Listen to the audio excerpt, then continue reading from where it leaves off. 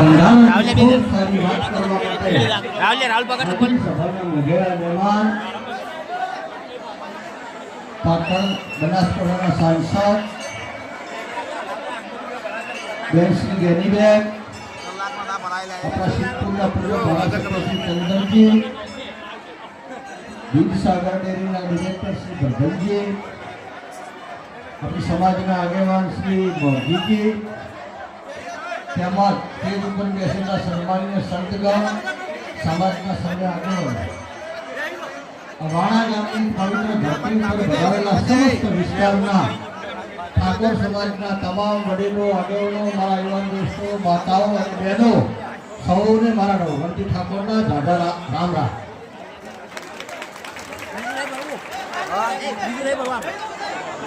સમસ્ત વાણા ગામને ખૂબ ખૂબ અભિનંદન આપું છું અને રામાપીર તમને ખૂબ શક્તિ આપે કે તમે તમારા ગામ લેવલની અંદર એક સમાજનું સરસ બંધારણ કરી અને સમાજમાંથી કુરિવાજો નાબૂદ થાય, ખોટા રિવાજો કેન્સલ થાય અને સમાજમાં નાણાંની બચત થાય અને તે રકમ તમારા દીકરા દીકરીઓના શિક્ષણ પાછળ વાપરો એવો સરસ નિર્ણય લેવા બદલ તમને ખૂબ ખૂબ અભિનંદન.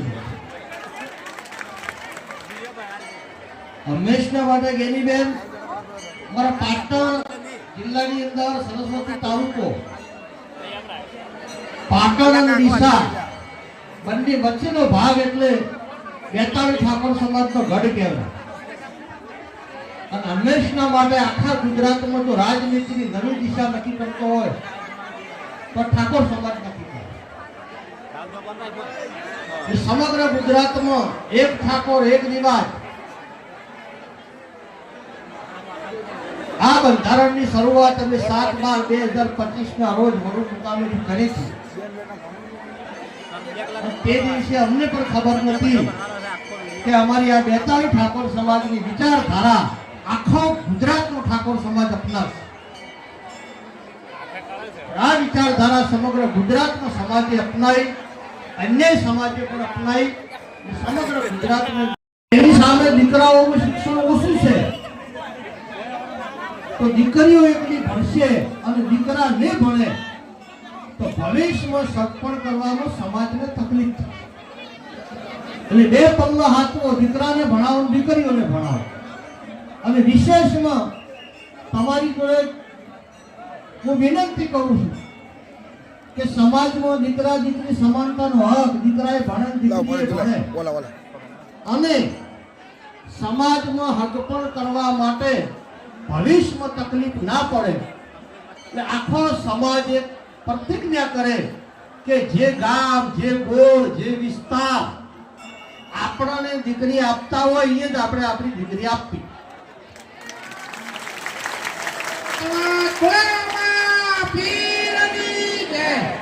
જે લોકોને દીકરી આપણને આપતા મહેણું આવતું હોય તો આપણે આપણી દીકરી વાવલો દરિયો એમને શું કામ આપવી પડે? એવી તમને વિનંતી કરું છું. નિર્ણય લેવો ના લેવો એ તમારી મરજી છે, પણ હું તમને વિનંતી કરું છું સમાજના દીકરા તરીકે કે સમાજમાં દીકરા અને દીકરીઓમાં બે પગલા હાથમાં હોય તો દીકરાએ ભણાવો, દીકરીઓએ ભણાવો. સમાજનો રૂપિયો સમાજમાં રહે, સમાજનું ધન સમાજમાં રહે અને સમાજની દીકરી સમાજમાં રહે. આ જ વિચારધારા સાથે આગળ વધો. આગામી 10 વર્ષની અંદર ઠાકોર સમાજમાં ક્રાંતિ આવી જશે. જમીનો મોંઘી છે, એટલા બધા ધનપતિ આપણને નથી, પણ સમાજનો વિકાસ કરવો હોય તો એક જ ઉપાય છે, હવે શિક્ષણ. તમારા બધાના આશીર્વાદથી, સદારામ બાપુની દયાથી, રામાપીરની દયાથી પાટણ ખાતે આપણે 152 દીકરીઓ સમાજની આ લાઇબ્રેરી પહોંચે છે, હોસ્ટેલમાં રહેશે. આ 15 દિવસની અંદર હોસ્ટેલનું કામ ચાલુ થશે. એ હોસ્ટેલની અંદર 1000 દીકરીઓ રહી શકે, એક પણ રૂપિયો ખર્ચા વગર. અને વર્ધનજીને, મોગજીજીને, બેનને હું વિનંતી કરું છું કે રોમાપીરની સાક્ષીએ સંદરજીનું સન્માન કરો. મને 2 દિવસ પહેલા ધ્યાનમાં એક વાત આવી છે કે એમને ખૂબ એક સારું કામ કર્યું. આપણી કોઈટા ગામની દીકરી MBBS કરે છે, છેલ્લા વર્ષમાં છે, બેનને ફોન કર્યો, ખાલી 15 લાખ રૂપિયા માટે આ દીકરી ડોક્ટર થતી રહી જાય, 1.5 લાખ રૂપિયા પગાર લાગતી સમાજમાં થઈ, પણ તમે તાર બધા બે આવી જાઓ. મદદ કરી એ દીકરીએ મને કીધું કે તંદનથી નહીં કીધું, મારા મોરજીજી કોઈટાથી વાલજી પટેલ કોટીઓ પકડે ગાડી તો આટલે વકોનો કો ઉભો રહે. દીકરીને 15 લાખ રૂપિયા મને શું છે, બેનને પણ વિનંતી કરું છું કે બનાસ મેડિકલ કોલેજ શંકરપી કોલેજ છે, બધા ઠાકોરમાં પીછા કાયો 10 લાખ ઠાકોર સમાજ ભેગા કરે, 5 લાખ ને 51,000 રૂપિયા અમારી સદારામ સેવા સમિતિ આપશે. 5 ડોક્ટર બનાવી છે બનાવ. બહેનો પણ વિનંતી કરું છું, ભાગરી ઉતારી ખોળો પાછી આટલે નો હાંકુ એની બેન ઠાકોર સમાજની અંદર દીકરીઓનો 100% સમાજનો ક્રાંતિ આવે. તમે તમારી દીકરીને ઓછામાં ઓછું આપણે ગામના વડીલો સમરાજી વજાજી નાનાજી મશરાજી નામ બોલો એ કંઠિયાઓ નાનાજી મશરાજી પારજીજી અજમલજી અમરજી વઢારજી કાજુજી સંગ્રામજી દયાજી વડવીરજી પૂર્વ ધારાસભ્ય સુખ શાંતિ સૌને વફાતો વાતો કરતા નહીં. બોલો રામદેવ પીરની જય બોલો રણુજા વાળાની જય બોલો સદારામ બાપુની જય. વાહ ભાઈ વાહ. આજે આજે કોના ગામે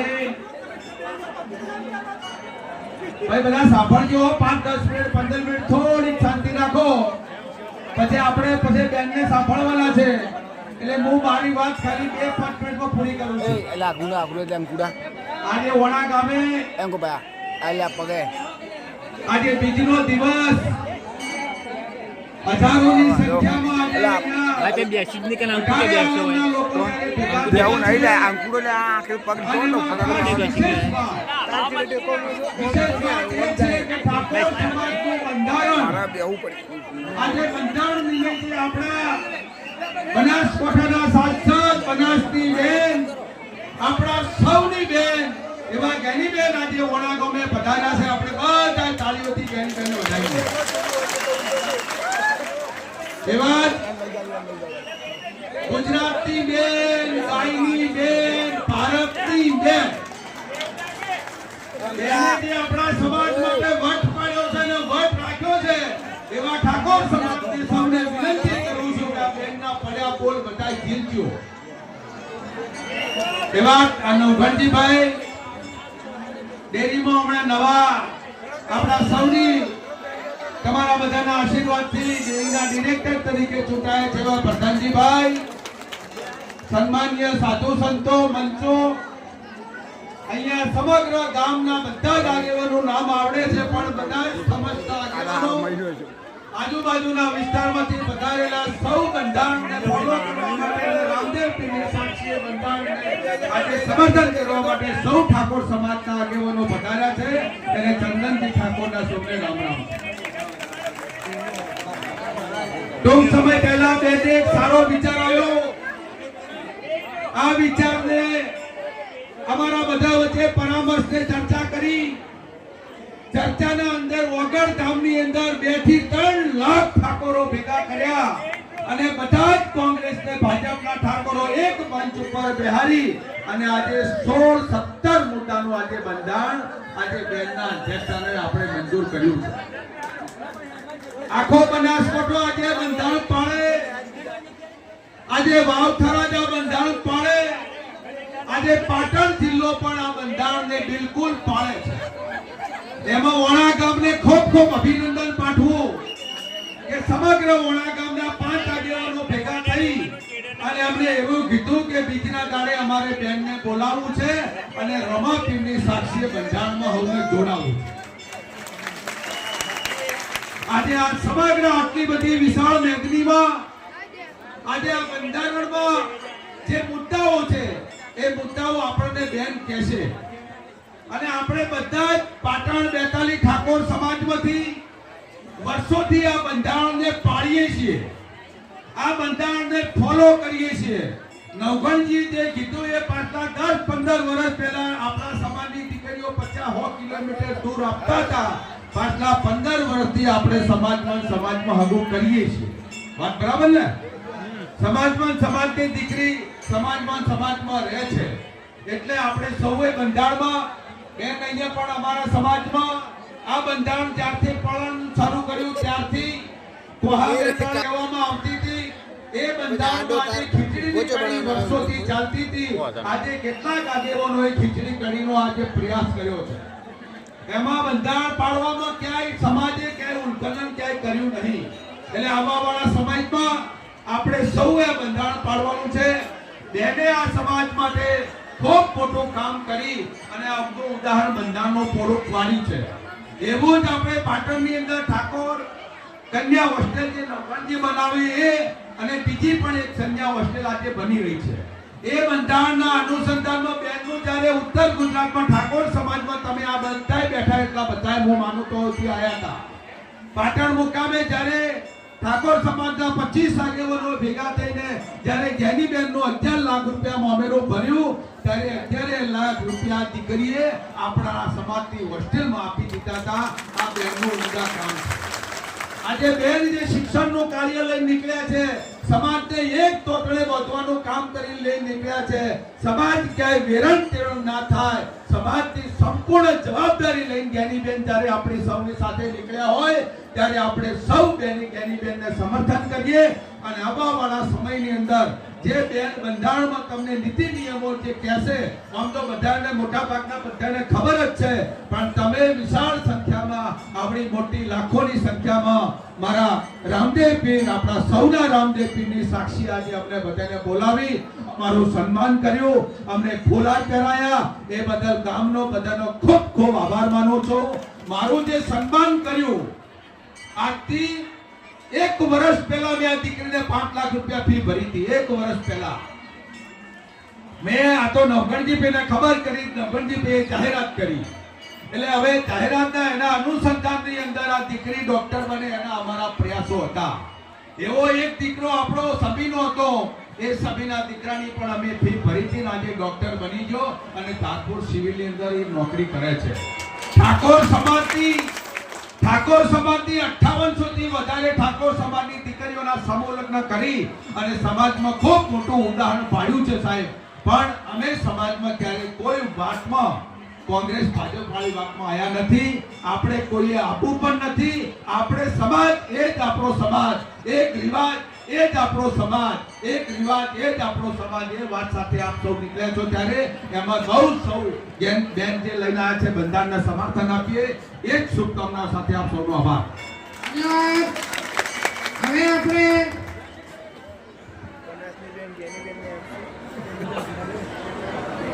બે પ્રશ્ન પ્રધાનજી આજના આ કાર્યક્રમમાં ઉપસ્થિત બનાસકાંઠાના એમપી બેન જ્ઞાનીબેન ઠાકોર, આપણા ધારાસભ્યજી ચંદનજી ઠાકોર, પહેલું વહેલું તો તમારું તો ઘણું અભૂલ છું. તમારા તો શબ્દો જબરા આવે છે. ઘડીકમાં ગભરાવાની વાત તો ઘડીકમાં કોઈ એટલે આપણા કોઈને માથું છે ને માથું તો 1 રૂપિયો લઈને છોકરાને ગોળી લેવા મેળો તો માથું ઉતરી જાય. કોઈને કદર થતી હોય તો 1 રૂપિયો લઈને ગોળમાં પહેલા પણ મોટા ભાગના તમામ મુદ્દાઓનું પાલન થતું, પણ હવે જ્યારે આપણે એક સમાજ એક રિવાજ શ્રેષ્ઠ રિવાજ અને શ્રેષ્ઠ રિવાજ શ્રેષ્ઠ સમાજ આ નારા સાથે જ્યારે આપણે વાવ તાલુકાનો ઠાકોર સમાજ હોય કે અહીં છેલ્લે વાડાનો ઠાકોર સમાજ હોય એ બધાના જ રિવાજ એ કોમન એનું બંધારણ હોવું જોઈએ. અને કેટલાક બંધારણ એવા મુદ્દાઓ છે કે જે કોમન રીતે આપણે એનું પાલન કરી શકીએ છીએ. ધારો કે મામેરાનો પ્રસંગ હોય તો એ વાવ માટે એ જ લાગુ પડે ને વાડા માટે ને 42 ગોળ માટે પણ એ જ લાગુ પડે કે આપણે જાહેરમાં મામેરું ભરતી વખતે 1,51,000 ઢાલમાં મૂકવા, કોઈએ બીજા કપડાં લઈ દેવા નહીં, અને જાન હોય કે દીકરીના હારિયા હોય, આ તમામને ઓઢમણા પેટે કે જે યથાશક્તિ રોકડ રકમ આપી કપડાં લઈને વેપારીઓના ઘર ભરવા નહીં. એવી જ રીતે કે 100 થી વધારે જાનમાં ના લઈ જવા, 1 થી વધારે હગાઈમાં ના લઈ જવા. આપણે દાગીનામાં મંગળસૂત્ર, જે પગની જાજરી અને બુટી, આ આટલું જ આપણે હમાવાની અંદર લઈ જાવશું કે હમાવો ને દાગીના કે પટલામાં આપણે જે પટલું કહેવાય, જે વરરાજાની દાટ લઈ જઈએ, કન્યાને કામ વેવાઈને કામ, અને કન્યા માટે જે પટલું લઈ ગયા એ પટલામાં 3 વસ્તુ લઈ જવાની, બીજી કોઈ વસ્તુ લઈ જવાની નથી. અને ઘરે આવ્યા પછી તમારે જેટલું હોનું પહેરાવવું હોય એ પહેરાઈ કહેશો, પણ પટલામાં આટલું જ મૂકવાનું, જેથી કરીને ઠાકોર સમાજની જમીનો વેચાતી અટકાય. કદાચ આ બંધારણ 15 વર્ષ પહેલા આવ્યું હોત તો ઓછામાં ઓછી 1 લાખ વીઘો એ આ 3 જિલ્લામાં થઈને ઠાકોર સમાજની જમીન એ બચી હોત, જો આપણે 15 વર્ષ પહેલા આ બંધારણ વ્યવસ્થિત રીતે અમલમાં મૂક્યું હોત તો. પણ હરીફાઈ આવી, અને એમાં વધારે ક્યારથી આવ્યું કે જેમાં ટેકનોલોજી, આ વોટ્સએપ હોય, ઇન્સ્ટાગ્રામ હોય, ફેસબુક હોય, અમદાવાદની અંદર કોઈ બાબેરું કરે તો આપણા આ મારા ગામમાં 1 કલાકમાં બધા ફોટા આવી જાય, અને પાછું એના પ્રદર્શન થતા હતા. આટલું હોનું લઈ ગયા, આટલા રોકડ રકમ આપી, એટલે ગરીબને અને મધ્યમ વર્ગને પોતે ના સક્ષમ હોવા છતાં ક્યાંક જમીન વેચીને અથવા તો કોઈ પાસેથી વ્યાજે લઈને અથવા ગમે ત્યાં ભાગ બાંધીને પણ એમને એમના પ્રમાણમાં કરવું પડતું. અને આ બધું હરખું થાય, જે ભાગ બાંધે, જે મજૂરી વર્ગ કરતો વ્યક્તિ હોય કે ગેનીબેન હોય કે પ્રધાનજી હોય કે ચંદનજી હોય, કે મજૂરી કરતો વ્યવહાર એટલો અને ગેનીબેનના દીકરા દીકરીનો વ્યવહાર પણ એટલો જ કહેવાય. એનાથી બધા કોઈ પણ સમાજના આગેવાન એ આ બંધારણનો ક્યાંય ભંગ કરશે તો સમાજે એવું નક્કી કર્યું છે કે ગમે એવા રાજકારણીઓ હોય કે ગમે એવા પૈસાવાળા હોય, એના આ પ્રસંગની અંદર બંધારણ બારું કોઈ કરે તો એને પાડોશીએ ન જવું, કુટુંબે ન જવું, અને હગાવાલાએ કોઈ આ પ્રસંગમાં હાજરી આપવાની નહીં, જેથી કરીને પાલન થાય. હવે આપણે આગળ કાયદા એટલે કઈ આપણા ભારતના બંધારણના કાયદા નથી, આપણા સામાજિક છે, અને સામાજિક એનો અમલ કરાવવા માટે કુટુંબ અને હગાવાલાનું સમાજનું દબાણ જોઈએ કે ભાઈ આ સમાજને ખર્ચામાંથી કાઢવા માટે, સમાજને શિક્ષણ તરફ વાળવા માટે, અને સમાજ એ આર્થિક રીતે બરબાદ ન થાય એના માટે કરીને આપણે આ બધું આ બંધારણ કર્યું છે. તમને 12 મહિના આ બંધારણનો અમલ કરાવવામાં થોડા ઘણી તકલીફ પડશે, પણ પછી 12 મહિના પછી આ બધા કાયદા જેવું થઈ જાય છે, બધું સ્વીકારી લે છે. ધારો કે આપણે 15 દિવસ લગ્ન માટેના રાખ્યા કે ભાઈ મા મહિનામાં અજવાળામાં 15 દિવસ લગ્ન કરવાના, અને વૈશાખ મહિનાના અજવાળિયામાં 15 દિવસ લગ્ન કરવાના, એટલે 1 મહિનો થયો કે નહીં. અને 1 મહિનામાં વ્યક્તિગત રીતે કે સમૂહ લગ્ન જે હોય સમગ્ર 3 જિલ્લાના ઠાકોર સમાજના લગ્ન એ 1 મહિનામાં થઈ જવાનું હોય. એટલે લગ્ન કરવાનો હોય, દીકરા કે દીકરીના મા બાપ પણ ચિંતિત રહે અને સમયનો બચાવ થાય. તમે 12 મહિના વરહા ચાલુ હોય તોય ઠાકોરની ગાનું થતી હોય. હવે વરહા 100 મહામાં કોણ લગ્ન કરે ખબર હે? વરહા વર્ષા પછી ઓડ સમાજના લગ્ન હોય, અને ઓડ સમાજના કેમ હોય કે શિયાળામાં અને ઉનાળામાં એ ઈંટો એના ધંધા સાથે, માટીના ધંધા સાથે સંકળાયેલા હોય, એટલે એમને ટાઈમ એ ચોમાએ વરસાદ વરેથી તળાવોની બધું ભરાઈ ગયું હોય, એટલે એમને વેલા એટાડે હોય, એટલે એ ટાઈમે લગ્ન કરે.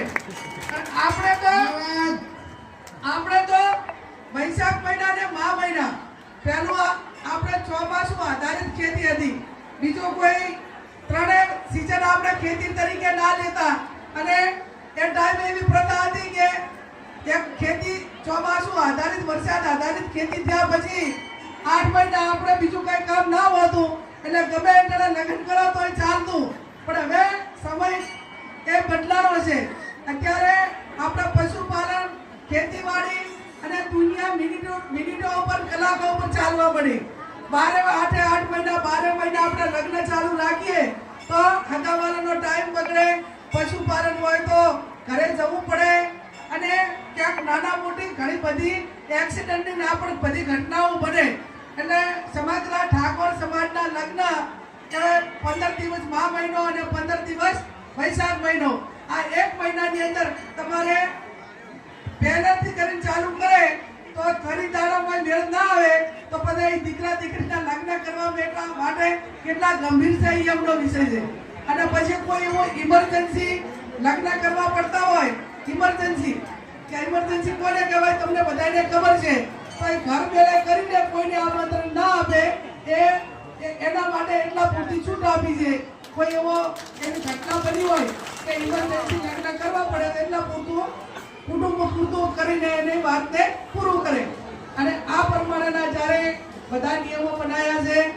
હમણાં ગઈકાલે જ મને લાગે અહીંયા પાટણમાં કે આમાં ડીજે વાળાને એમને કઈ મીટિંગ કરી અને હમણાં ત્યાં એવું કીધું કે સદારામ બાપુની સાક્ષી અમે એમ કહીએ છીએ કે સરકારની કોઈ પણ મીટિંગ હશે તો એની અંદર અમે ડીજે નહીં આપીએ અને માઇક નહીં આપીએ. એ તો વાંધો નહીં, અત્યારે અમારી સરકાર નથી, અમને લાવવું પડતું નહીં. ધન્યવાદ. જ્યારે આપણે પરંપરાગત રીતે ઢોલ વગાડતા, શરણાઈ વગાડતા, નાસિક ઢોલ વગાડતા, આ પ્રમાણે જ આપણે લગ્નની અંદર વ્યવસ્થા હતી ને આથી 20 વર્ષ પહેલા. તો એ ટાઈમે તમને ખબર છે કે જે ગામમાં વાલ્મીકી સમાજ હોય એ વાલ્મીકી સમાજ ઢોલ વગાડે અને એના મોડના પ્રમાણે એના કુટુંબોની વેચણી હોય કે ભાઈ આ કુટુંબો આમના ગ્રાહક, આ કુટુંબો આમના ગ્રાહક, અને વાલ્મીકીને બધાને નિભાવવાની જવાબદારી કોની હોતી? આપણા ગામ જે તે ગામની. એ પછી પ્રસંગો પાતે એને નાના મોટી મદદ કરે. તો આ ડીજે આવ્યા એ ટાઈમે કોઈ વાલ્મીકી સમાજે, શરણાઈ વાળે કે નાસિક ઢોલ વાળે તો કોઈએ વિરોધ ના કર્યો કે અમારી રોજગારી છીનવાઈ જશે. હકીકતમાં તો એ તો પૂરા હકદાર હતા. આ ડીજે તો લાખોપતિએ ના આવે, પૈસા વાળા ના આવે, પણ વાલ્મીકી સમાજ એ જે તે ગામમાં આપણે આશરે પડ્યો છે અને છતાં પણ એમને ક્યારે આવો વિરોધ ઉઠાયો નતો. અને આ ડીજે માટે હું ગામડામાં જોઉં તો પહેલી રજૂઆત આરી આવે. મરણ પ્રસંગ હોય, લગ્ન હોય, કોઈ પણ પ્રસંગે 100, 200, 150 આગેવાનો બેઠા હોય તો કે બેન આપણા સમાજમાં મહેરબાની કરીને આ જે લગ્નોમાં જે ડીજે લાવે છે ને એના હિસાબે ખૂબ મોટું નુકસાન થાય છે. એટલે મેં તો શું નુકસાન થાય બાપા? તો કે બેન મોડા ઉધા હારે રમે અને ઓલા ઢોલ વગાડવા વાળો હોય એટલે એને દાંતે વગાડવાનું હોય, અડધો કલાક વગાડે, કલાક વગાડે, 1.5 કલાક વગાડે, એનાથી વધારે હાથે વગાડવાનું હોય વગાડી કે નહીં. અને ડીજે ને તમે જેટલી વાર એનું પેટ્રોલ કે ડીઝલ ભરાવો તો 10 કલાક હળીને વગાડવું હોય તો વાગે કે ના વાગે? એટલે બોલાથી થાકે ઈરાઈ નીકળે, વળે બીજા રમવા હોય, વળે ત્રીજા આવે. એટલે ત્યાં પશુ પક્ષી હોય, ઢોરા હોય, પાડોશી હોય, અભ્યાસ કરતા વિદ્યાર્થીઓ હોય, આ બધા ઉપર અસર પડે કે ના પડે? તમે બાજુમાં ડીજે વાળો નીકળે તો આખું મગન થશે. એટલું એનું વાઇબ્રેશન પેલું થાય, એનું વોઇસ ધમનીના હિસાબે. એના કરતા બીજા અનેક દાખલા સામે આવ્યા કે બેન આ 12 વાગ્યા 2-3 વાગ્યા ઉધા રમે, પછી સંસ્કૃતિ વિરોધના આપણાને શોભે ને એવા ગીતો ગાય ડીજે ઉપર. પહેલા એની અસર આ દીકરા દીકરીઓ ઉપર પડે અને નાસી જવાની, ભાગી જવાની ઘટનાઓ પણ આ ડીજે માંથી બને છે. આવું મને 1000 આગેવાનોએ મારી પાસે રજૂઆત કરી. મેં કીધું આટલી બધી બદીઓ આવતી હોય તો ડીજે વાળા વોટ ના આલે તો એમને મુબારક. ડીજે વાળા બધાને કીધે તમારે કોઈને વોટ આપવાના ન થતા હોય, ભાજપને, કોંગ્રેસને, કોઈને, તો બેંકમાં એફડી કરાવજો ફરી અને એમને મિલકત રાખજો. કોઈ પણ બેંક હોય ને એમાં ફિક્સ ડિપોઝિટ કરાવી નાખજો. કેમ કે આ કોઈ બંધારણ કોંગ્રેસનું નહોતું, આ બંધારણ કોઈ એનડીબીનું નહોતું. આ તમામ ઠાકોર સમાજના, ભાજપના, કોંગ્રેસના અલ્પેશભાઈ હતા, સ્વરૂપજી હતા, ગેરીબેન હતા, બળદેવજી હતા. કોંગ્રેસ વાળા તેને એ સમાજમાં હકું નહીં કરવું એવું નહીં હોતું કે કે ભાજપ વાળો છે કે એને અહીંયા હગાય એટલે આપણા સમાજના રીત રિવાજ, આપણા સમાજના એક સમાજના પ્રસંગો, સમાજના હગાવાલાનો રસ્તો, એક હગાવાલા માટેની ભાવના એ સમાજમાં જ હોય, એમાં ભાજપ ને કોંગ્રેસ ના હોય. આજ બીજેવાળા તેઓ આજ એવું કહે છે કે ભાઈ અમે આ રીતે કરશું, તો કાલે કોઈ બીજા એમ કહે છે કે તમારે કોંગ્રેસ વાળા જોડે હગાવાલા કરવા અને ભાજપ વાળા જોડે કરવા. આવું ચાલશે? હવે આ કોઈ કેવું કહે છે એટલે આપણે નાના મોટે કંઈક દબાવવા માટેની વાતો હોય તો હું માનું તેમને મુબારક. આ ડીજે વાળાએ જે વાત કરી તો કાલે બપોરે મોની વાળા એમ કહે છે કે મોની કે અમારી રોજગારી ભાગી પડી, કાલે વાહડા વાળા એમ કહે છે કે ભાઈ અમારી રોજગારી ભાગી પડી, કાલે કરિયાણા વાળા એમ કહે છે કે અમારી રોજગારી ભાગી પડી. તો પછી આ કોઈ બંધારણનો અર્થ રે કરો? હા, અને તમારે બધાને તમારી રોજગારી ભાગી પડતી હોય તો તમે એમને વગર પૈસે ઉધારે હાલો, તમારી પાસે હશે ત્યારે આવશું, તમારા દાતા ને કરવું, બરોબર ને ભાઈ? પછી શું હોય એમ? કારણ કે માણસોથી નતું પહોંચી વળાતું, આટલા ખર્ચામાં દેવા ડૂબ થઈ જતા હતા, જમીનો અડાણી મૂકવી હતી, વેચવી પડતી હતી, વ્યાજે પૈસા લાવવા પડતા હતા. અને તમે એમ માનો કે જે આપણા સમાજની અંદર 100%માં 10% સમાજ જ એવો છે કે જેની પાસે વ્યક્તિગત સમાજના એના પોતાના પ્રસંગો કરવા માટે સક્ષમ હોય. 50% વર્ગ એવો છે કે જે મધ્યમ ને ગરીબ, મધ્યમ કોને કહેવાય કે નાના મોટી મિલકત હોય, નાના મોટી જમીન હોય, નાના મોટો ધંધો હોય ને મધ્યમ કહેવાય. બિલકુલ જમીન ના હોય અને માત્ર મજૂરી ઉપર નભે એ 40% વર્ગ છે કે જેને કોઈનો ભાગ બાંધવો પડે, કોઈને અહીંયાથી વ્યાજે લાવવા પડે, કોઈને અહીંયા નોકરીએ રહેવું પડે, હાળે રહેવું પડે. આવો 40% વર્ગ છે. અને 40% વર્ગ કે કોઈને અહીંયા સુધી સંપન્ન પરિવાર હોય, જમીનવાળો હોય, એને અહીંયા ભાગ બાંધે તો એ બેન દીકરી અને ઘરે દીવાલાયક દીકરી હોય, બહુ આવતી હોય, એ બીજા ગામમાં ભાગ બાંધવા લઈને આવવું હોય ત્યારે એમની સલામતી માટેનો પણ પ્રશ્ન આવે કે ના આવે?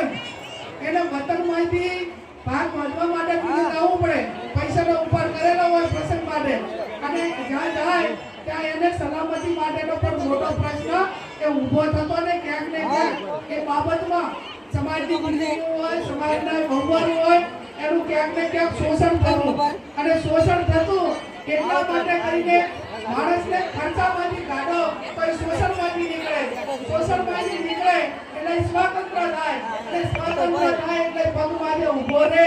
એ માત્ર ને માત્ર સમાજ માટેનો મુખ્ય ઉદ્દેશ એ આર્ય સમાજ માટે છે. અને આ ઉદ્દેશને લઈને જ્યારે સદારામ બાપુ જે આપણા ભગવાન કહેવાય, આપણા સંત કહેવાય, કે જેમણે આખી જિંદગી આ સમાજના સુધારા માટે, વ્યસન મુક્તિ માટે અને સમાજના શિક્ષણ માટે કરીને એમણે જોત જગાઈ, એમનું શરીર જ્યાં સુધી કામ કર્યું ત્યાં સુધી ગામડે ફરીને ભજનથી કે તમામ સમજાવટથી કરીને એ સમાજને શિક્ષણ તરફ વાળવા માટેનું કામ કર્યું. ત્યારે મારી આપ સૌને સમગ્ર ઠાકોર સમાજને વિનંતી છે કે આનું બંધારણ એ ચુસ્તપણે પાલન કરજો. મારું પોતાનું સર્વે, એનું સર્વે જે કહેવાય, આંકડાકીય વિગત કહેવાય, એ પ્રમાણે બનાસકાંઠા, વાવ, થરાદ અને પાટણ આ 3 જિલ્લાના 28 તાલુકા, એટલે એક તાલુકાની અંદર, એક જિલ્લાની અંદર વર્ષે 1000 થી વધારે લગ્ન હોય. 3 જિલ્લાની અંદર મિનિમમ ઠાકોર સમાજના 3000 લગ્ન હોય. તો એક લગ્નની અંદર આપણે ઓછામાં ઓછા આ બંધારણના હિસાબે 5 લાખ રૂપિયા આપણને ફાયદો થાય.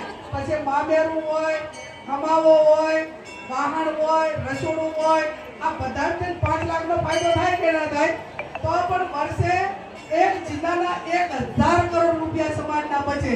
કેટલા? 1000 કરોડ. જેને લખવા માટે કરીને કોઈને આપણે કોમ્પ્યુટરમાં કહેવું પડે કે કેટલો પાછળ લેના આવે ચંદનજીને કોમ્પ્યુટરમાં નાખવા પડે કે 1000 કરોડ એટલે 3 જિલ્લાના 3000 કરોડ એક વર્ષમાં બચે. અને જો 10 વર્ષ આ બંધારણ સારી રીતે ચાલ્યું ને તો ઠાકોર સમાજ એ ટૂંક સમયમાં જે ઘણા સમાજોએ વર્ષો સુધી મહેનત કરીને ત્યારે પ્રગતિ થઈ, અને ઠાકોર સમાજ આ 10 વર્ષમાં જો આ બંધારણનું અમલીકરણ 100% કરશે ને તો બિચારી હરોળમાં એક ગમે ત્યાં ગમે ત્યાં નોકરી કરતો હશે, ગમે ત્યાં ધંધો કરતો હશે અને વટભેર કોઈકના કોઈની મજબૂરીમાં નહીં હોય, કોઈની ગુલામીમાં નહીં હોય અને ક્યાંક સચિવાલયમાં કે ક્યાંક ગાંધીનગરમાં કે ગમે ત્યાં હાલે તો 10 દીકરા અને 10 દીકરીઓ એ ઠાકોર સમાજના અમે છીએ અને નોકરી કરીએ છીએ, એનું પરિણામ 15 વર્ષ પછી એટલી તાકાતથી આ પરિણામ આવવાનું છે. અને એટલી તાકાતથી પરિણામ આવવાનું છે ત્યારે આજે તમારે કન્યા હોસ્ટેલ કરવી હોય તો આપણે કોઈ એવો પરિવાર નથી કે આ સમાજને 51 લાખ કે 80 લાખનું દાન આપી દે. કેમ કે એવા કોઈ આપણા પાસે એવા ધંધા રોજગાર વાળા નથી, કોઈ ઉદ્યોગપતિ નથી, કોઈ એવા બિઝનેસમેન એવડા બહાર નથી, કોઈ એવડી મોટી ખેતીવાડી વાળા નથી કે જે એવડું મોટું દાન કરી શકે. અને એના હિસાબે ક્યાંક ને ક્યાંક આપણે આપણા દીકરાને ભણાવવા, દીકરીઓને ભણાવવા હમણાં જ વાત કરી કે એક દીકરીને 15 લાખ રૂપિયા જો એને વ્યવસ્થા થઈ જાય તો એ ડોક્ટર થઈ જાય. આપણે એને મદદ કરવા માટે હું પણ ત્યાં ભલામણ કરીશ અને એની જેટલી ફી ઓછી થાય એટલી કરીશું. પણ આ એનો ઈલાજ નથી. આ તો એક દીકરી હોય, 2 હોય, તમે વ્યક્તિગત રીતે મદદ કરીને કેટલાને કરી શકશો. પણ એના માટે કરીને આવનાર સમયમાં જિલ્લા વાઇઝ, તાલુકા વાઇઝ અને ખાસ કરીને જિલ્લામાં એક એવું ભંડોળ ભેગું કરવામાં આવે કે દીકરા દીકરીને પૈસાના હિસાબે એને ભણતરમાં નુકસાન થતું હોય, એને નોકરીમાં નુકસાન થતું હોય તો જિલ્લાનું ભંડોળ હોય ને એ ભંડોળમાંથી ડાયરેક્ટ એની વ્યવસ્થા થઈ જાય એવી વ્યવસ્થાઓ પણ આવનાર સમયમાં આપણે બચત કરીને સમાજ માટે કરવી પડશે. અને એ કોઈ પણ પરિવર્તન એ એક દિવસે કે એક વર્ષમાં ના થાય. આપણા કોઈ પણ બધી હોય, ચાહે દારૂની હોય, અફીણની હોય, ડોડાની હોય, ગોળીની હોય, જુગારની હોય, કોઈ પણ પ્રકારની બધી હોય તો એ બધી એકે દાડે ના આવે, એ ધીમે ધીમે આવી હોય. જો એને ધીમે ધીમે આવી અને આખું આપણું ઘર સાફ કરી નાખ્યું હોય તો બધે એને ધતા વાર લાગે કે ના લાગે. એકનો એક વ્યક્તિ જુગારી હોય, એકનો એક વ્યક્તિ દારૂ હોય, એકનો એક વ્યક્તિ ગોળીઓનો પેલો હોય, એકનો એક વ્યક્તિ એ ક્યારેક રીતે એટલે ક્રેડિટ રીતે બરોબર બીજાની અકાઉન્ટમાં ના હોય. એ તમામ પ્રકારની બદીઓ એક વ્યક્તિને વળગી હોય તો એકી હારે બધી બદીઓ ના નીકળે, પણ ધીમે ધીમે કાઢવી પડે કે ભાઈ હું આજે સદારામ બાપુની સાક્ષીએ સોગંદ લઉં છું કે હવે પછી હું જુગાર આ કથિયા એને હાથમાં અડીશ નહીં. એટલે 12 મહિનામાં 6 મહિનામાં એક તો નીકળી. એમ કરતા કરતા જે આ જડો જે પડેલી છે એ જડો આપણે ખેતરમાં ઓલી ધરો હોય ને, આપણે શું ધરો કે શું કેમ ધરો, એ ધરો આપણા ખેતરમાં આવી ગઈ હોય તો એને આપણે પહેલા બધા પ્લાવ ને વળવણું કરતા અને આપણે ઓલું રોટાવેટર ને બધું હાકી હાકીને કાઢા તો એને 5, 6, 10 વર્ષ તો ધરું કાઢતા થાય ના થાય. ખેતરમાંથી ધરું કાઢતા એટલા વર્ષ થાય. તો આ તો આમાં પડેલી બદીઓ હવે ધરુનો તો લાભો આવી છે નહીં.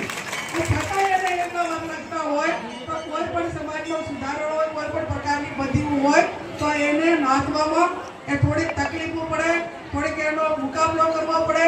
અને આ બધી બદીઓમાં આવેલા લોકો એ આક્રોશ ઠલવે તો એ આક્રોશ માટે પણ ઠંડા આગેવાનોએ સમજાવટથી ભેગા રાખીને એને રાઈટ જગ્યાએ લાવવો પડે. અને આ બધું ના કર્યું તો દિન પ્રતિદિન એમાં વધારો થાય અને વધારો થાય એટલે પછી અરાજ કરતા આખી વ્યવસ્થાઓ બગડી જાય અને વ્યવસ્થાઓ બગડી જાય એટલે આપણા કાબુમાં રહે નહીં. અને એટલા માટે કરીને આપ સૌને અહીંયા વિનંતી કરવા માટે કરીને આવીશું કે વાગડજીની સાક્ષી, સદારામ બાપુની સાક્ષીએ જે સમાજે બંધારણ કર્યું છે એનું પૂરેપૂરું પાલન કરજો. સદારામ બાપુના આશીર્વાદ એ તમારા બધા ઉપર કાયમી રહે. અને મેં કીધું એમ કે આ વ્યક્તિગત દરેકને લાગુ પડે છે. મારે ઘરે પ્રસંગ આવવાનો, તમારે ઘરે આવવાનો. આપણે માતા પિતા જીવતા હોય ત્યાં સુધી તો આપણે એને કદી બોલાવતા ના હોઈએ, પણ મરી ગયા પછી કે મારે તો બહારનું કરવું છે, મારે તો ગંગાથી આટલો બધાને લઈને જવો છે. મા બાપની સેવા કે તમે જીવતા હોય એટલી ઘણા રાજી રાખો, એમની સેવા કરો તો તમારે કદી ઘરે કોઈ તાળો દુઃખ નહીં આવે. પણ મા બાપને તમે કદી હારા બોલાયા ના હોય, કદી એમની સેવા ના કરી હોય અને બધા બધા તમે ગમે એટલા બહારમાં કરો કે ગમે એટલા ગંગાજી લઈને તમે એનું અસ્થિનું વિસર્જન કરો તો એનાથી ભગવાન રાજી રહેવાનો નથી. અને માતા પિતાનું આચરણ એવું છે કે તમને રાજી થઈને આશીર્વાદ આવી જાય ને તો તમારો બેડો પાર થઈ જાય. અને માતા પિતા એટલે આ ધોળી પાઘડીઓને ને એમને પણ મારી વિનંતી છે કે પહેલા જૂના જમાનામાં પરિવાર વ્યવસ્થા હતી, કુટુંબ સંપની ભાવના હતી, બધા ભેગા રહેતા હતા અને નાના મોટા બંધાણીયાને અફેણ કે કાંઈ હોય ને ગોડાનું તો છોકરા લાવી આલતા. હવે આ જમાનાની અંદર ઈ આશા રાખતા નહીં. એટલે મહેરબાની કરીને સંતજી મહેરબાની કરીને પછી પેન્શનના ઉપર નિર્ભર થઈ ગયું હોય, પછી અફેણ ના મળે, ડોડા ના મળે, બીડીયું ના મળે તો બધા આંખોમાંથી આંસુ આવે, પગ તૂટે, મગજ કામ ના કરે, બોલવાનું ઠેકાણું ના રહે, આવું બધું થાય કે ના થાય? એટલે બે બંધાણી હોય એટલા પાર પડતો અને તમારા થકી કોઈ નવો બંધાણી ના થાય એવી ખબર રાખવી હોય, જેથી કરીને બીજાને દુઃખી થવાનો વારો ના આવે. સાહેબ મને એક પ્રસંગ યાદ આવ્યો, હું હકીકત કહું છું અમૃતભાઈ, કે અમારો વિસ્તાર એ બાજુ બધો કબીરપંથી એટલે એ શ્રદ્ધાને એને ના માને બધાને.